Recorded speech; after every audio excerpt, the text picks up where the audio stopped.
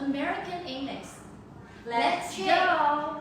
Xin chào mọi người, hôm nay mình sẽ học những cái từ khác nhau giữa tiếng Anh và Anh Mỹ. Tennis, soccer, no. Football, CV, no. Resume, faculty, staff, fall, no, it's autumn. Couch, no, it's sofa. Movie, no, film. Stove, cooker. Cab, taxi. Candy, no, it's sweets. Pants, trousers.